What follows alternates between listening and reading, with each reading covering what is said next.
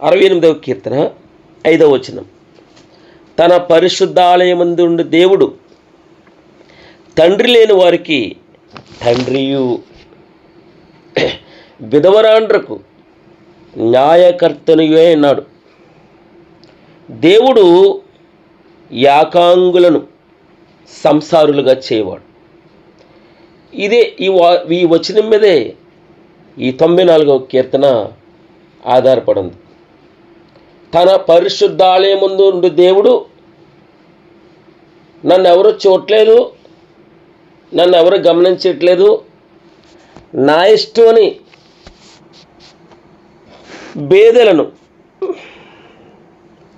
బలం లేని వారిని అన్యాయం చేస్తూ ఉంటే దేవుడు చూస్తూ ఊరుకోడు. దేవునికి మనకి ఒకే కోణం తెలుసు. ఆయన ప్రేమామయుడు, ఆయన కరుణామయుడుగానే మనకు తెలుసు. ఇంకో కోణం కూడా, దేవుడు ప్రతీకారం చేసే దేవుడు. అంత తేలిగ్గా వదిలిపెట్టడు. వారికి ఎవరు లేరు, దిక్కు లేరు, వారి వైపున మాట్లాడేవారు లేరు, వారు భయస్థులు, వారు ఏమన్నా పడతారు, కొద్ది రోజులే, తప్పకుండా దేవుడు వారికి సహాయం చేస్తాడు. ఇది దీని యొక్క 94వ కీర్తన యొక్క సారాంశం. యెహోవా ప్రతీకారం చేయుదేవా, ప్రతీకారం చేయుదేవా, ప్రకాశింపు. ఆయన భూలోక న్యాయాధిపతి. ఏమను రాయబడి ఉందమ్మా? 2వ వచనంలో భూలోక న్యాయాధిపతి. లోకంలో ఉన్నదంతా ఆయనకు తెలుసండి. మనం చీకట్లో ఏం జరుగుతుందో, వెలుగులో ఏం జరుగుతుందో, తలుపు తీసి ఏం జరుగుతుందో, తలుపు వేయబడి ఏం జరుగుతుందో, ఆయన కన్నులకు సమస్తమును తేటగా కనబడుతుంది. మీకు ఇంకొక విషయాన్ని నేను చూపిస్తాను చూడండి. అపోస్తల కార్యములు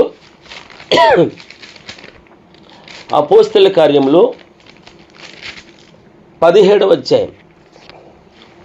అపోస్తలుల కార్యములు 17వ అధ్యాయము 27వ వచనం. ఆయన మనలో ఎవనికిని దూరముగా ఉండేవాడు కాడు. ఆయన దూరంగా ఉండేవాడేం కాదు. ఆయన సమీపంగా ఉండే దేవుడు. ఆయన సమీపంగా ఉంటాడు. మన దగ్గరగా, మీకు సీసీ కెమెరా అంత దూరంగా ఉందనుకోండి, అల్లంత దూరంగా ఉన్నవాడు ఫేస్ క్లారిటీ రాదు. కానీ దేవుని యొక్క మెగాపిక్సెల్స్ గ్రద్దట పైనుంచి కోడి పిల్ల చిన్నగా ఉంటుంది కదండి, ఎలా చూస్తా తెలుసా? ఆ డాగ చూస్తే రావడం రివ్వునొచ్చి ఎత్తుకుని వెళ్ళిపోద్దండి. ఎంతో దూరాన్ని ఉంటుంది అది. విచిత్రం కాదు? దాని కనులు చాలా పవర్ఫుల్. అలాగే భగవంతుడు, ఈ సృష్టిని సృష్టించిన భగవంతుడు తన కన్నులు అన్నిటినీ చూస్తాయి. చూడండి, ఎవరిని విడిచిపెట్టడు ఆయన.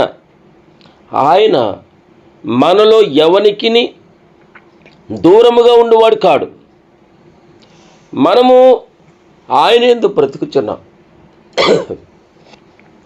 మనం ఆయన యందు బ్రతుకుచున్నాం, ఆయనలో చలించుచున్నాం. మీకు అర్థమవుతుందమ్మా? ఆయన చేతుల్లో కదలాడుతున్నాం మనం.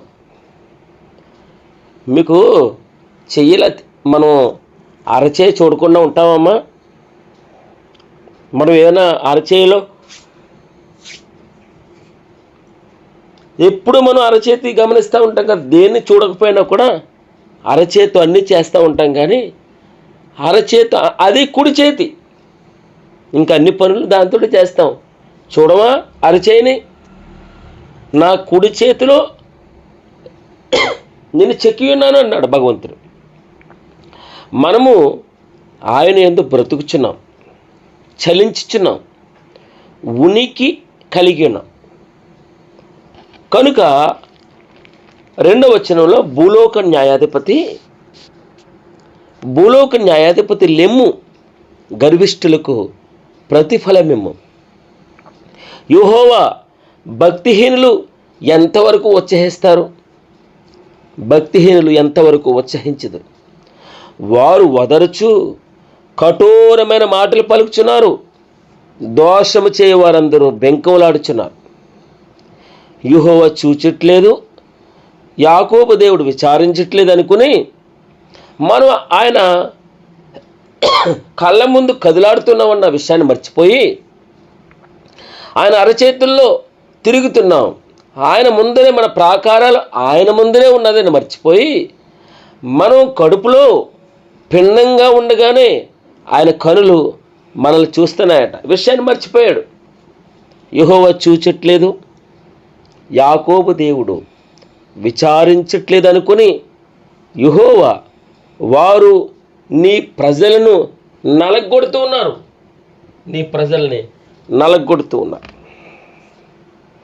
విధవరాండ్రను పరదేశులను చంపుచున్నారు. తండ్రి లేని వారిని హతం చేయుచున్నారట. చంపేస్తున్నారు. దేవుడు కీర్తన 68:5 చూసాం ఇప్పుడే.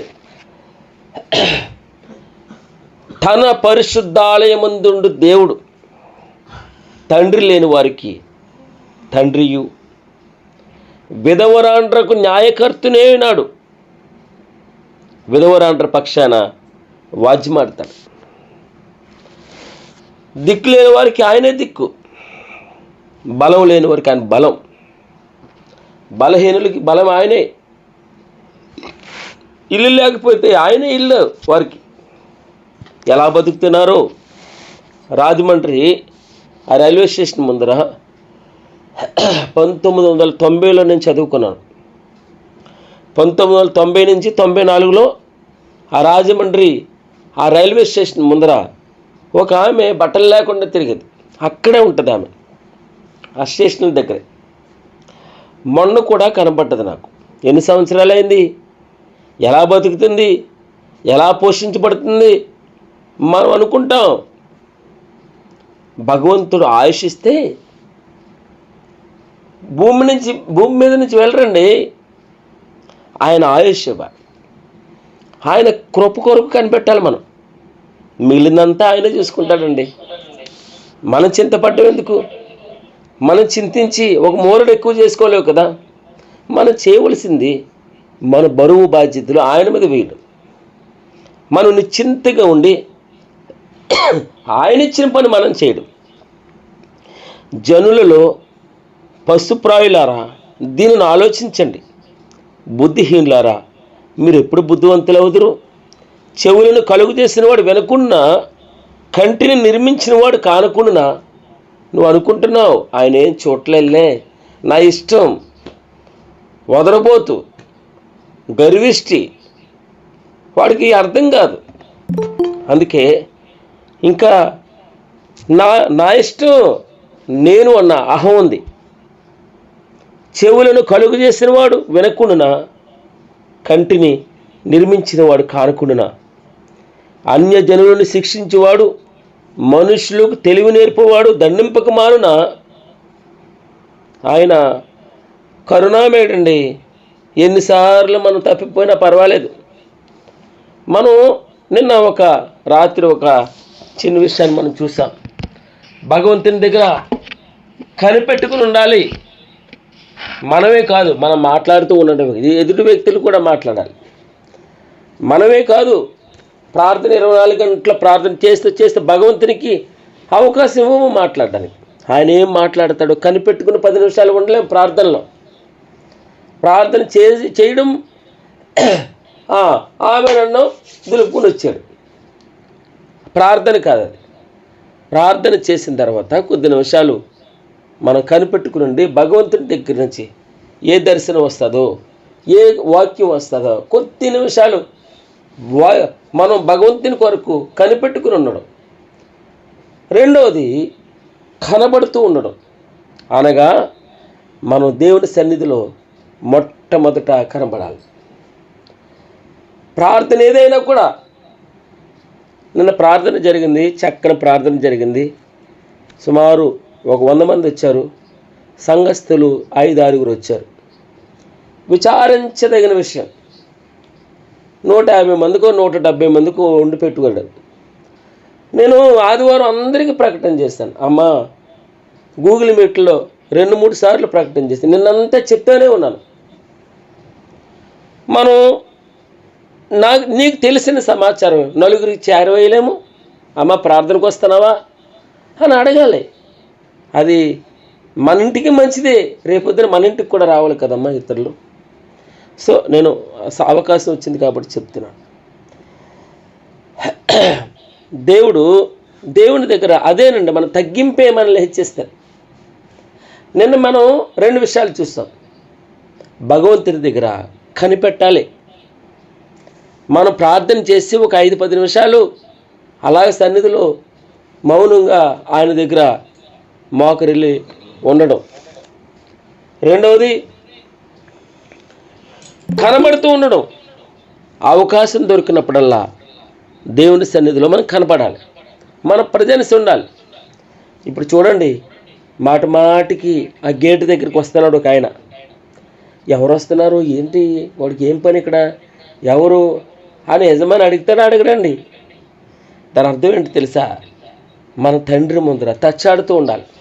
ఏంటి వీడు తచ్చాడుతున్నాడు ఆ మాటికి, ఏంటి వీడు అటు ఇటు తిరుగుతున్నాడు, ఏం కావాలి వీడికి, ఏం కావాలి అని భార్యని అడుగుతాడు. పిల్లోడికి ఏం కావాలి, అమ్మాయికి ఏం కావాలి, ఏంటి మాటికి వస్తుంది నా దగ్గరికి, చెప్పట్లేదు. భగవంతుని దగ్గర మనం కనబడుతూ ఉండాలి. ఆయన మన పక్షాన్ని ఉండాలంటే అపవాదిని ఎదిరించాలి, మంచిదే. అపవాదిని ఎదిరించాలంటే, బాధల్ని ఎదిరించాలంటే, కష్టాలను ఎదిరించాలంటే చేయవలసిన పని ఏంటి? ఆయనకు లోబడి ఉండాలి. సూత్రం ఆయనకు లోబడి ఉండాలి. ఏదైనా అంతే కదండి, యాక్షన్ ఉండాలి. యాక్షన్ లేకుండా ఎప్పుడు ఆయన్నే నువ్వు నాకేం చేయట్లేదు, ఏం చేస్తాడు చెప్పండి? ఆయన దగ్గర ఆయన మాట్లాడే అవకాశం ఇవ్వము. మనమే మాట్లాడి వెళ్ళిపోతాం. మనకే చెయ్యాలి, ఆయనే చెయ్యాలి. నువ్వు ఆయనకి ఏం చేయకూడదు. భగవంతుడికి అది కాదు ఇష్టం. నీ నుంచి ప్రతిస్పందన ఉండొద్దు. కుమారుడు మాటికి 24 గంటలు నిలబడుతూ ఉన్నాడు, ఎప్పుడు తీసుకునేవాడిగా ఉన్నాడు. ఒక రోజున అడుగుతాడా, ఏమైందిరా, ఏం చేస్తున్నావు, నేను ఇస్తున్నాను కదా డబ్బులు, ఎక్కడ పట్టుకెళ్తున్నావు, ఏం చేస్తున్నావు అని అడిగితే సమాధానం చెప్పాలి కదా. మన జీవితాల్లో కూడా ఎన్ని ఇచ్చాడండి, ఎన్ని మేలు చేస్తాడు. మన భగవంతునికి మన సమయాన్ని భగవంతునికి ఇవ్వాలి. మన ప్రజెన్స్ కనపడుతూ ఉండాలి. ఆయన దగ్గర కనిపెడుతూ ఉండాలి. ఫండమెంటల్లా, ఇంకంతకంటే ఏం అక్కర్లేదు. ఆయన దగ్గర కనపడు, ఆయన దగ్గర కనిపెట్టు, తప్పకుండా మనకు మంచి జరుగుతుంది. కొన్ని ఆలస్యం అవుతాయండి, అది మంచి కోసమే. నువ్వు కింద మీద నిలబడతావంటే ఇప్పుడే ఇచ్చేస్తే, నా మట్టికి నాకే నేను అనుకున్నాను, ఇప్పుడే ఇచ్చేసాననుకో కింద మీద నిలబడతావా? నా బలం అనో, నా గొప్పతనం అనో, నేను కాబట్టి చేశానండి అని నేను అన్న అహం రాదు. అదే ఏది జరిగినా మంచి కోసమే జరుగుతుంది. ఏది జరిగినా మంచి కోసమే, ఇతరులకు బుద్ధి నేర్పడానికి, నాకు బుద్ధి నేర్పడానికే భగవంతుడు. ఏదైనా కూడా నీ జీవితంలో కొంచెం కష్టం వస్తుందంటే పాఠం నేర్చుకోవాలి. నా మట్టుకు నేను ఎన్నో పాఠాలు నేర్చుకున్నానండి ప్రభువు దగ్గర. ఆయన సన్నిధిలో వాక్యం ఒకటే కాదు నేను చెప్పడం, నా మోకాళ్ళను కూడా నేర్చుకున్నాను, ప్రార్థన కూడా నేర్చుకున్నాను. కూర్చుని ఎలా ప్రార్థన చేయాలో, ప్రయాణం చేస్తే ఎలా ప్రార్థన చేయాలో, ఎలా మాట్లాడాలో, ఎలాగ ఆయనతోటి ముచ్చటించాలో చక్కగా ప్రభువారు నిజంగా ఆయన ధ్యానాల్లో వాక్యం ద్వారా ఎలా కనిపెట్టుకుని ఉండాలి, ఎలా కనబడుతూ ఉండాలి. ఈ సూత్రం ప్రభువు దగ్గర ఎప్పుడు కనబడాలి, మొట్టమొదటి కనబడాలి. మొదటి కుర్చీ నాదే ఉండాలి, అలా ఉండాలి. మనకి ఫిక్స్డ్ ఉండకూడదు. ఎవరు ముందు వస్తే అది నాదే అనాలి. నేను ముందు కనబడాలి భగవంతుని దగ్గర, నేను ముందు కనబడాలి. మన అభిప్రాయాలు ఏంటంటే ఆ వెనకాల వచ్చే వారందరూ కూడా వెనకాలే కూర్చోవాలి, అలా ఉండాలి. మనం ముందు సీట్లు ఫిల్ అవుతూ ఉండాలి భగవంతుని దగ్గర. క్రమం అది. తర్వాత వెనకాల నుంచి ఒక్కొక్కరు పేర్చుకుంటూ రావాలి. అది చీమలు నిన్న రాజుగారు చెప్పారు, చీమలు ఎలా ఎంత లేన్ మేనేజ్మెంట్ అంటారు. అంటే దాని అర్థం ఏంటి? ట్రాఫిక్ రూల్స్ అన్నీ ఎవరు పెట్టారు తెలుసా? చీమలే. చీమలు అడ్డం వస్తే ఆగిపోతాయి, ఒకటి ఆగితే రెండోది ఆగుతుంది, అలా లైన్గా ఆగిపోతుంది. ఏంట్రా అనుకుంటాం మనం. అప్పుడు సిగ్నల్ ఇస్తుంది వెనకాల, ఆగు, ముందర ఏదో అబ్స్ట్రక్షన్ ఉంది, మనం వెళ్ళకూడదు, ప్రమాదం ఉంది, వెళ్ళకూడదు, వేరెవరు వెళ్తున్నారు, మనం వెళ్ళకూడదు. ఇది లేని మేనేజ్మెంట్. మనం కూడా ప్రతి విషయంలోనే డిసిప్లిన్. అందుకే ఎక్కడ ఆగిపోయాం మనం? భగవంతుడు నరుల ఆలోచనలు వ్యర్థములని యెహోవాకు తెలిసి ఉన్నది. అన్యజనులను శిక్షింపువాడు, మనుషులకు తెలివి నేర్పువాడు దండింపకమాను. 11వ వచనం. నరుల ఆలోచనలు వ్యర్థములని యెహోవాకు తెలిసే ఉన్నది. యెహోవా, నీవు శిక్షించువాడు, నీ ధర్మశాస్త్రమును బట్టి నీవు బోధించువాడు ధన్యుడు. నాకు చాలా ఇష్టమైనటువంటి మాట. యెహోవా నీవు శిక్షించువాడు. ఒక చోట ఉంటుంది, మేరమ్మ గారు అయితే టక్మని అందిస్తుంది రిఫరెన్స్. ఆయన శిక్షించేటటువంటి మనుషుడట. దేవుడు గద్దించే మనుషుడు ఎంత సుందరుడో. ఒక వచనం ఉంటుంది, ఆ రిఫరెన్స్ నాకు జ్ఞాపకం రావట్లేదు. ఆయన శిక్షించేటటువంటి దేవుడు. మనుషులు దేవుడు గద్దిస్తూ ఉంటే యాక్సెప్ట్ చేయాలి. తండ్రి కొడతా ఉంటే, అయ్యో నా కోసమే కదా, కోపం వస్తుంది, బాధే. కానీ వెంటనే ఏం రియలైజ్ అవుతాడు ఇప్పుడు? అయ్యో, ఆ రోజుని నా తండ్రి నన్ను తిట్టకపోతే, నన్ను క్రమశిక్షణలో పెట్టకపోతే ఈ రోజున ఏమైపోదునో. మంచి కోసమే కదండి ఆలోచన చెప్తున్నాం కదా, మనం వింటూ ఉన్నాం కదా, చూస్తూ ఉన్నాం కదా. యెహోవా నీవు శిక్షించువాడు. మంచి చేస్తాడు మనకు భగవంతుడు. నలగొడతాడు, దాని నుంచి సారమే వస్తుంది. ఇప్పుడు నలగొట్టబడ్డం అంటే దాని అర్థం ఏంటండి? ప్యూరిఫై అవుతూ ఉంది. బంగారం కొలిమంటే శ్రమలో మన మలినాన్ని బయటకు తీసేస్తాం. ఉపవాసంలో మలినం బయటకు వెళ్ళిపోద్ది. కల్మషం బయటకు వెళ్ళిపోతుంది, కపటం బయటకు పోతుంది, పాపం బయటకు వెళ్ళిపోతుంది, తలతల్లాడుతుంది. ఎక్కడ కొన్నావమ్మా బంగారం అంట, తలతల్లాడుతుంది. ఎక్కడ కొన్నావు? చందన బ్రదర్స్ అంటది మాకు సహోదరి. ఎన్ని బంగారం షాపులైనా రాని, నేను చందన బ్రదర్ లాగా అనుకుంటాను అందరూ. నాకు తెలిసి అక్కడ నాకు చాలా డిస్కౌంట్ ఇస్తారంటది మా సుశీలమ్మ గారు. మంచిదే, కానీ మనల్ని ఇంకా బంగారంగా చేస్తాడు. మనకి మొన్న 2వ రోజు దైవజనుడు వచ్చాడు. మన బంగారం ఆయనకు మనం బంగారం, మనం పోగొట్టుకుంటే బంగారాన్ని పోగొట్టుకున్నట్టు. అందుకే 99 మంది గొర్రెలు వదిలేసి మనల్ని వెతకడానికి వచ్చాడు ఆయన. నశించిన దానిని, ఏది నశించిపోయింది? బంగారం పడిపోయిందండి, వెతకరు. ఏమ్మా, బంగారం పడిపోతే వదిలేస్తామా? ఒక రోజుని మా చిన్న మావయ్య హైదరాబాద్లోనే ఉంటారు. కోపం ఎక్కువ, కువైట్ నుంచి వచ్చాడు. గట్టిగా కొట్టాడు భార్యని, అందరూ ఎదుర్కొన్నాను. రీన లేచిపోయింది ఆమె.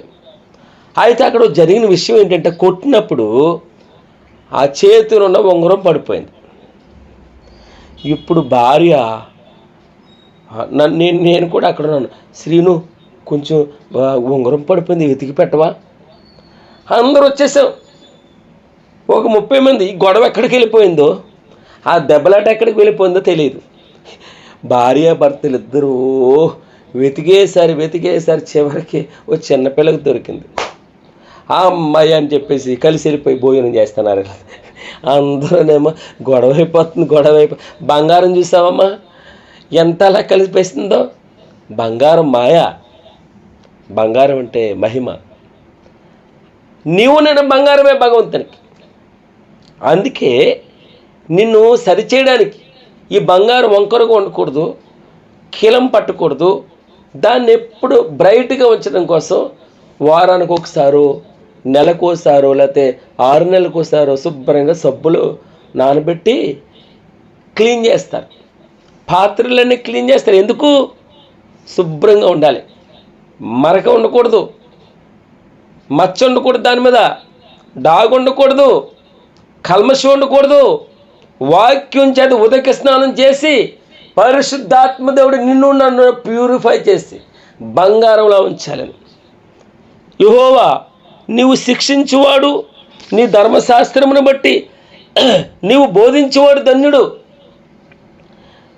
నీవు ధర్మశాస్త్రమును బట్టి అనగా వాక్యం తప్ప ఇంకేం ఉండకూడదండి. మనకు వాక్యమే రిఫరెన్స్ అవ్వాలి.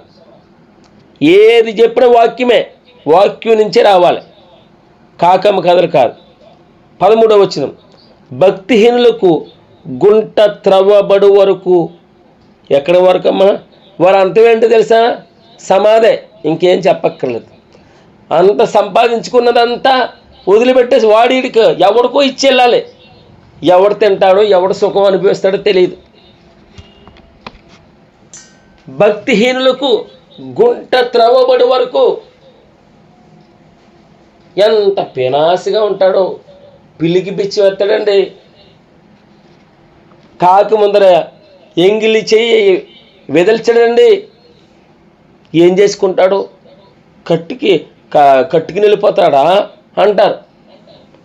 బంగారం ఇస్తారమ్మా, దాంట్లో బంగారం పెట్టరు. ఏం పెడతారు? ఏముండదు, ఉప్పు డబ్బా వేస్తారు అంతే. కాసేపు వాసన రాకుండా అది కూడా. తీయండి రా, ఎంతసేపు ఉంచుతారా కదమ్మా? ఎన్ని లేదు మనం చెప్పండి. ఏమీ చూడలేదు చిన్న జీవితంలో. మనం ఉన్ననాళ్ళే బడాయి. లేదంటే మనం ఎంత బంగాళాలు కట్టుకుంటాం, పెద్ద పెద్ద ఇల్లు కట్టుకున్నాం, ఒక్క 5 నిమిషాలు ఉంచారు ఆ ఇంట్లో. అందరూ సలహా ఇస్తారు బయట వాళ్ళు వచ్చి, తీసివేయాలి. అరే తీసేయాలి, తప్పమ్మా, అలా ఉంచకూడదు, రోడ్డు మీద పెట్టండి. ఎక్కడ పెడతారు? రోడ్డు మీద గవర్నమెంట్ స్థలంలో ఉంచాలి. అక్కడ వేస్తారు టెంట్. అది కొన్ని మంచం వేయరు, చాపేస్తారు. ఆ చాపేస్తారు. మనం అర్థం చేసుకున్నాం. నేను ఉదయం కాలని ఇలాంటి మాటలు ఏంటంటున్నారే. నేను పరిశుద్ధాత్మ దేవుని దగ్గర మన పౌరుషం రావాలి. ఉన్న నాళ్ళు భక్తి, నీతి కనిపెట్టాలి భగవంతుని కోసం, కనపడాలి భగవంతుని దగ్గర. ప్రతిదానికి సాకు చెప్పి తప్పించుకోకూడదు. మనం తప్పించుకుని ఎలా తిరుగుతాం? యెహోవా చూడట్లేదు, ఆయన వినట్లేదు, మనుషులు కదా అనుకుంటాం. ఏదో మాటలు చెప్పేసి తప్పించుకుంటాం. భగవంతుని దగ్గర తప్పించుకోలేం.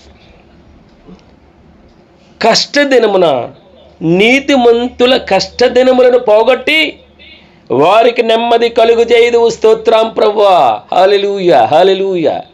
లాజరు గోక్కుంటున్నాడు చెల్లపెంకులతోటి కదండి, వాసన వస్తున్నాడు. ఆ ధనవంతుడు బల్ల మీద పడే ముక్కలు ఏరుకుని తింటున్నాడండి, శ్రమ పడుతున్నాడు. కానీ నీతిమంతుడుగా ఉన్నాడు. నీతిమంతుల కష్టదినములను పోగొట్టి వారికి నెమ్మది కలుగు చేయవాడు. నువ్వు కలుగు చేస్తావు, వారి కష్టదినాలు పోతాయి. ఈరోజు ఉన్న కష్టం ఉండదు. వారు సుఖంగా హ్యాపీగా భోజనం చేస్తారండి, సంతోషంగా కుటుంబ ప్రార్థన చేస్తారు. నీతిమంతుడు కుటుంబ ప్రార్థన చేస్తాడు. కుటుంబ ప్రార్థన చేసి భోజనానికి వెళ్తాడు. భోజనం చేయకముందే కుటుంబంతో కలిసి ప్రార్థన చేస్తాడు. ఒక వచనమన్నా చదువుతాడు, ఒక అధ్యాయమైనా చదువుతాడు, ధ్యానం చేస్తాడు, 2 మాటలన్నా పలుకుతాడు. నీతిమంతుడి ఇంట్లో కుటుంబ ప్రార్థన ఉంటుంది, సునాదం ఉంటుంది, ఒక పాట పాడతాడు. ఉన్న దాంట్లో భగవంతుని స్మరణ, భగవంతుని నామస్మరణ, ప్రార్థన, ఆయనతో ముచ్చడించడం, ఆయనతో మాట్లాడడం, ఆయన కొరకు కనిపెట్టడం, ఆయన సన్నిధిలో కనబడడం. స్తోత్రం స్తోత్రం ప్రభువా. నీతిమంతుల కష్టదినములను పోగొట్టి వారికి నెమ్మది కలుగు చేయదు. యెహోవా 14వ వచనం, తన ప్రజలను ఎడబాయువాడు కాడు, తన స్వాస్థ్యమును విడనాడువాడు కాడు. ఆయనేమి విడిచిపెట్టడు. ఇశ్రాయేలు కాపాడువాడు కునుకొడు నిద్రపడు. ఎప్పుడు నీ పక్కన ఉంటాడో, ముందర ఉంటాడో, వెనకాల ఉంటాడు, ఎడమ వైపున కుడి ప్రక్కన 10,000 మంది కూలిన అపాయం ఎదుగు రాదండి. 91వ కీర్తన మనం చూసాం. నీతిని స్థాపించుటకే న్యాయపు తీర్పు జరుగును, యథార్థ హృదయులందరూ దానిని అనుసరించెదరు. ఆయన నీతిని స్థాపించడానికి న్యాయపు తీర్పు తీరుస్తాడమ్మా. న్యాయం, తీర్పు, అన్యాయం. అందుకే ఆయన పరిశుద్ధాలయమందుండు దేవుడు, తండ్రి లేని వారికి తండ్రియు, విధవరాండ్రకు న్యాయకర్తని అయినాడు. దేవుడు ఏకాంగులను సంసారులుగా చేయవాడు. అయితే యాకోబు, నిన్ను సృజించిన వాడునగు యెహోవా నిన్నేం విడిచిపెట్టలేదు. ఆయన 43వ అధ్యాయం కదమ్మా, యెషయా గ్రంథం 43వ అధ్యాయంలో, నేను నిన్ను విమోచించినాను, భయపడకుము, పేరు పెట్టి నిన్ను పిలిచినాను. నీవు నా సొత్తు, నీవు నా. ఎవడయా నీ మీద చేయేసేది? ఎవడయా నిన్ను దూషించేది? నన్ను ముట్టుకున్నవాడు నిన్ను ముట్టుకుంటే నా కనుగ్రుడ్డుని ముట్టుకున్నట్టు అంత తేలిక వదిలేస్తానా నేను? నీవు జలముల్లోబడి దాటినప్పుడు నేను నీకు తోడుగా ఉంటాను. నదుల్లోబడి వెళ్ళినప్పుడు అవి నీ మీద పొర్లిపారు. నీవు అగ్ని మధ్య నడిచినప్పుడు కాలిపోవు. శ్రమల్లో వెళ్తున్నావు, కష్టం ఉంది, నాకు తెలుసు, తప్పకుండా నీకు నెమ్మదినిస్తాను. యెహోవానగు నేను నీకు దేవుడును, ఇశ్రాయేలు పరిశుద్ధ దేవుడినైన నేనే నిన్ను రక్షించువాడును. నీ ప్రాణరక్షణ క్రయముగా ఐగుప్తుని ఇచ్చినాను. నీ ప్రాణరక్షణ క్రయముగా, ఒట్టొట్టుగా కొనలేదు, నువ్వు నా సొత్తు, నా స్వరక్తం ఇచ్చానన్నాడు. 16వ వచనం, దుష్టుల మీదకి నా పక్షమున ఎవడ లేచును? ప్రార్థన చేస్తున్నాడు భక్తుడు.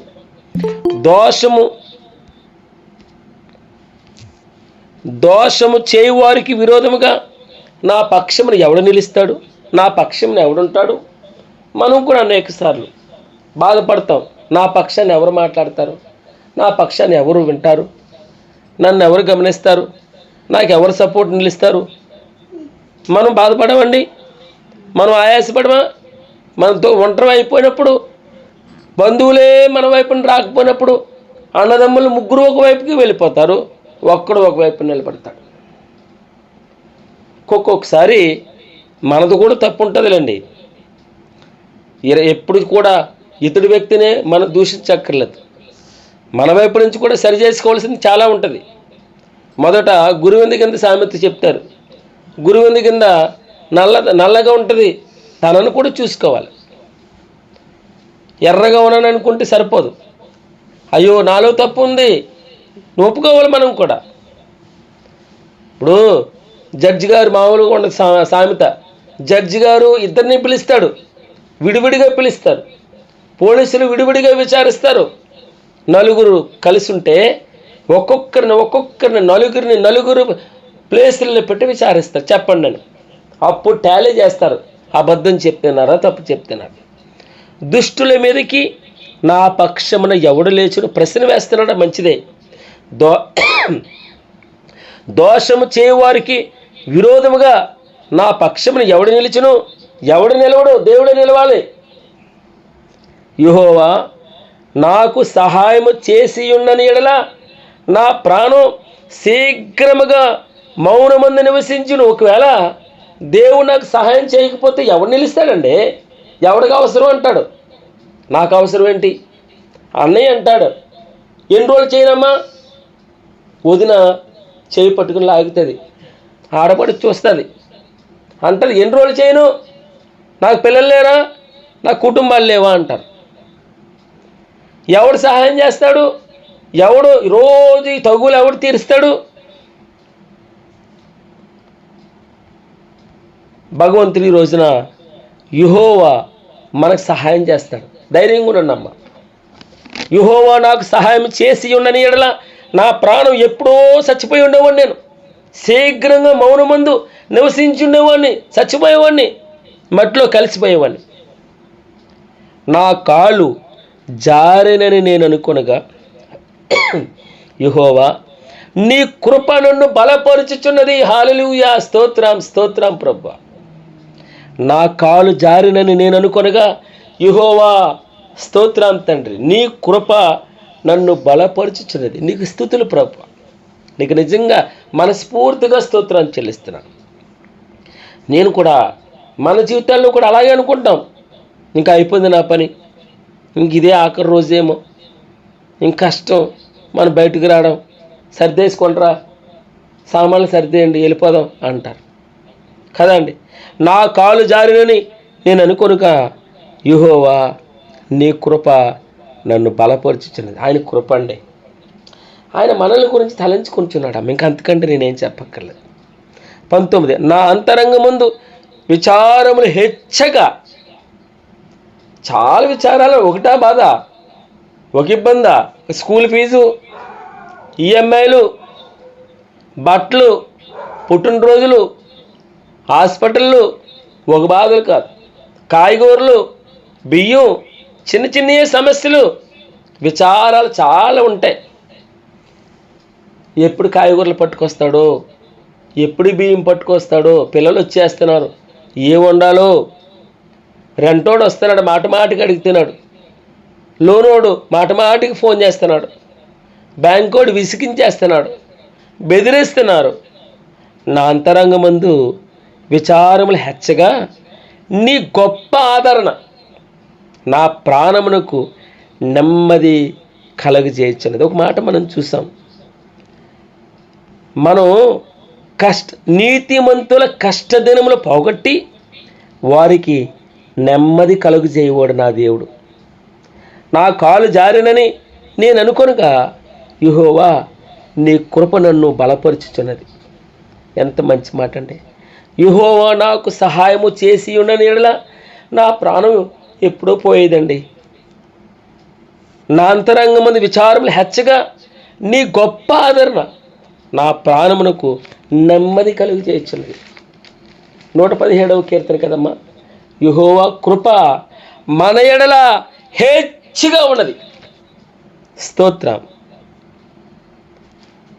20వ వచనం కట్టడం వలన కీడు కల్పించి దుష్టుల పరిపాలనతో నీకు పొందు కలుగునా. దుష్టులు నీతిమంతుల ప్రాణము తీయుటకే వారి మీద పడుదురు. దోషులని నిర్దోషులకు మరణము విధించుదురు. దోషులని నిర్దోషులకు మరణం విధిస్తారు, న్యాయం త్రిప్పేస్తారు. భగవంతుడు చూడలేదు అనుకుంటున్నారు. యెహోవా నాకు ఎత్తైన కోట. నా దేవుడు ఊరుకుంటాడు అనుకుంటున్నారా? నా పక్షంలో ఉన్నాడు ఆయన. ఆయన బలిష్ఠుడు. నిన్నే మనం చూసాం, గొప్ప మాట. ఆ మాట మరలా నేను రిఫరెన్స్ మీకు చూపిస్తాను. 1 దినవృత్తాంతములు 29వ అధ్యాయం 11 యెహోవా భూమి ఆకాశముల యందుండు సమస్తమును నీ వశం ప్రభువా.